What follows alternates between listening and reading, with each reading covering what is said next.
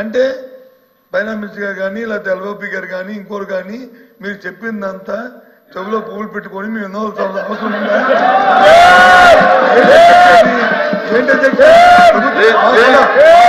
మాకున్న హక్కుని మా బాధ్యత గుర్తెరిగి మా బాధ్యత గుర్తెరిగి ఈ బడ్జెట్ ప్రజా వ్యతిరేకంగా ఉంది.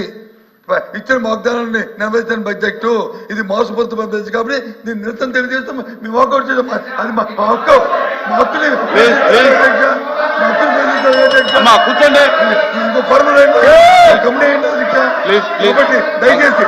ఏంటి దయచేసి మిమ్మల్ని మేము రిక్వెస్ట్ చేస్తాం అధ్యక్ష. మీ ద్వారా ప్రభుత్వాన్ని రిక్వెస్ట్ చేస్తాం అధ్యక్ష. మీ ద్వారా ఒక కమిటీ ఏంటి అధ్యక్ష, వాళ్ళు మమ్మల్ని కలిపి ఆ కమిటీ వచ్చి ముందు ప్రెజెంటేషన్ పడిన అధ్యక్ష, అప్పుడు ఫైనల్ గా వచ్చిన తర్వాత అది ప్రజెంట్ చెప్తాం అధ్యక్ష. దయచేసి కూర్చోండి. ఫైనాన్స్ మినిస్టర్ గారు కూర్చోండి ప్లీజ్. ఫైనాన్స్ మినిస్టర్ గారు మాట్లాడారు, కూర్చోండి. కూర్చోండి సార్. మంత్రిగా మాకున్నటువంటి బాధ్యత సభ్యులు అడిగినటువంటి ప్రశ్నలకు సమాధానం చెప్పడం, సాధ్యమైనన్ని వివరాలు అందించడం మాకు మీ అనుమతితోనే మేము చేస్తున్నాం. అది సభకున్నటువంటి రెండు ప్రశ్నలు, వాళ్ళలోనే కాంట్రవర్సీస్ చాలా ఉన్నాయి కాబట్టి వాటిని 2-3 ప్రశ్నలు అడగదలుచుకున్నది.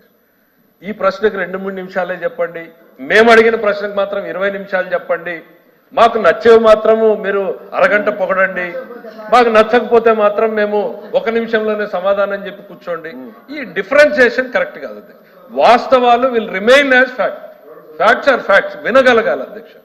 నేను వేరే సాంప్రదాయాలు అధ్యక్ష, ఈ సభలో తమరి నేతృత్వంలో జస్ట్ లాస్ట్ 3 years కింద నడిపినటువంటి క్వశ్చన్ అవర్లో ఎంతెంతసేపు రిప్లై చెప్పారు తీయండి. అదే సాంప్రదాయాన్ని పాటిద్దాం. కొత్త సాంప్రదాయాలు కూడా నేను సార్ ఓపిక ఉండాలి. ఎల్ఓపి గారికి నా రిక్వెస్ట్ ఒకటే, ఇక్కడ బ్లేమ్ గేమ్ కాదు, కానీ రాష్ట్ర ప్రజలకు సార్, అసెంబ్లీకి కానీ కౌన్సిల్కి కానీ ఉన్న బాధ్యతలు ఏంటి సార్? 2. ఒకటి చట్టాలు చేయడం, 2వది ప్రతి రూపాయి ఖర్చుని నియంత్రించడం.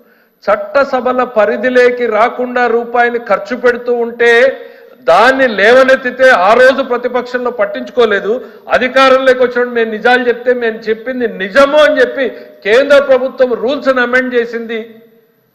ఇట్లాంటి భవిష్యత్ తరాలు సార్. ఈ రోజు ఎమ్మెల్యేగా మనం ఉంటాము, రేపు పొద్దున ఇంకోరు ఉంటారు, ఇంకో 5 ఏళ్ల తర్వాత ఎవరో ఉంటారు సార్. రాష్ట్ర ప్రభుత్వ ఖజానాని వస్తాను ప్లీజ్. అరే మీరు అడిగిన ప్రశ్నలకే కాదు, ప్రతి సభ్యుడికి హక్కు ఉంది, ఆ సభ్యులకు కూడా తెలియాలి. ఇవాళ ఎందుకు కంగారు పడుతున్నారు? మీకు గంట కాదు, రాత్రి 11 గంటల వరకు కూర్చొని చెప్తాం మేము. తెల్లవారు వరకు చెప్తాం. మీరు ఆలోచించాలి, వాళ్ళకి చెప్పాలి సార్. అది మీకు చెప్తాను. ఇది ప్రశ్నోత్తరాల సమయం కాబట్టి బ్రీఫ్ చేయమని అడుగుతున్నాం. ఎవరికైనా ఒకటే కండిషన్ పెట్టండి. ఒక విషయం అండి, వాళ్ళు వేరు మీరు వేరు అనేది కాదు, అందరూ సభ్యులే. చాలా సంతోషం సార్. రేపటి నుంచి ఒక కండిషన్ పెట్టండి సార్, మంత్రులు 3 నిమిషాలు సమాధానం చెప్పాలండి. 3 నిమిషాల్లోనే చెప్పండి. 1 నిమిషంలో చెప్పండి. 1 నిమిషంలోనే అలా ఎందుకు పెడతారు సార్? మరి ఎట్లా సార్? మాకు నచ్చింది మాత్రం వింటాము, నచ్చంది వినము, మేము సంఖ్యాబలం ముందు అరుస్తాము అని అంటే ఎట్లా కుదురుద్ది సార్?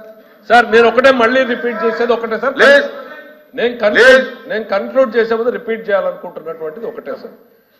ఈ రాష్ట్ర అరే దయచేసి సమన్వయం పాటించాలి. ఎందుకు సభ జరగలేమండి? నా ఇది బ్యాడ్ ప్రాక్టీస్. మంత్రి గారు చెప్పండి. కూర్చోండి, దయచేసి కూర్చోండి. ఇప్పుడు వాళ్ళు మాట్లాడుతుంటే మీరు మాట్లాడితే వాళ్ళకి మీకు తేడా ఏం లేదు కదా. ఏముంది మీరు అడగటానికి ఎలాగా? కూర్చోండి. గౌరవ సభ్యుడు అడిగిన దానికి రిప్లై చెప్తున్నాను సార్. నేను మళ్ళీ కూడా చెప్పేది ఒకటి, కమిటీలు కూడా చెప్తాను సార్, వినే ఓపుకుండా. నేను అడిగింది ఒక్కటే, ఈ రాష్ట్ర ప్రభుత్వానికి తెలియకుండా రూపాయి ఖర్చు పెట్టారు. ఎట్లా ఖర్చు పెట్టారు అధ్యక్ష? 25 సంవత్సరాల భవిష్యత్ ఆదాయాన్ని ఎస్క్రూ చేశారు అధ్యక్ష. అంటే శాసనసభకు రాకుండా నేరుగా పోయేటట్టు చేస్తే అధ్యక్ష, రేపొద్దున గెలిచే ఎమ్మెల్యేలు సభలో కూర్చుని ఏ బడ్జెట్ ఆమోదించాలి అధ్యక్ష? ఈ ప్రభుత్వం కూడా అనుకోండి 3 లక్షల కోట్ల రూపాయలని సేమ్ పాలసీ అవలంబించామనుకోండి, రేపొద్దున ఎమ్మెల్యేలుగా గెలిచే వాళ్ళకి చట్టసభలకి ఇంకా ఏమాత్రం విలువ లేదు అధ్యక్ష.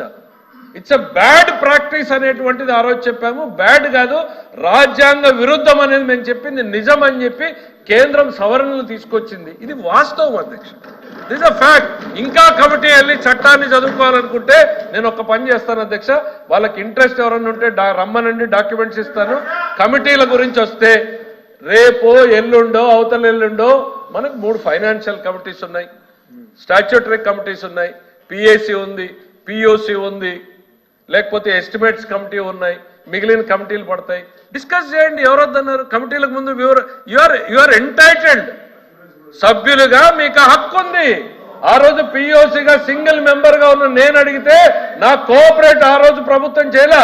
కానీ హియర్ ఆర్థిక శాఖ మంత్రిగా నేను చెప్తున్నా, ఈ ప్రభుత్వం ట్రాన్స్పరెంట్ గా ఉంటాం. ఈ చట్టసభలు అడిగేటువంటి సమాచారాన్ని కమిటీలకు అందించి తీరుతాం మేము. ఎందుకు మీరు అంత ఉలికి పడతారు? We're not here for a blame game. మా లోకేష్ గారు కానీ మా ముఖ్యమంత్రి గారు కానీ ఒకటే చెప్పారు, గత ప్రభుత్వ విధానాల్ని తిట్టడమో తప్పు పట్టడమో కాదు, కరెక్టా కాదో చూడండి, కరెక్ట్ అయితే కంటిన్యూ చేయండి, లేదంటే సరిదిద్దండి అనేటువంటి విధానంలో పోతున్నాం అధ్యక్ష. ఇది అధ్యక్ష, సభ్యులు అడిగినటువంటి సమాధానాలకి తమరొక డైరెక్షన్ ఇవ్వండి అధ్యక్ష. ఇట్లా ఇంటర్ఫియరెన్స్ కరెక్ట్ కాదు. 2 నిమిషాల్లో ముగించమంటే క్వశ్చన్ ని 2 నిమిషాల్లో ముగిస్తాం, అరగంట నడపండి అంట. కానీ ప్రశ్నకి మాత్రం తేడా చూపొద్దండి. Okay, thank you. Question number 139592 minister for energy. Sir, మొదటి ప్రశ్నకు సమాధానం చెప్తూ, అవును గత ప్రభుత్వం ఈఆర్సీకి అప్లై చేసిన ట్రూ అప్ ఛార్జెస్ సార్ ఇవి 2022, 23, 24 ఏప్రిల్ 24న ఈఆర్సీకి పంపడం జరిగింది సార్ ఇవి.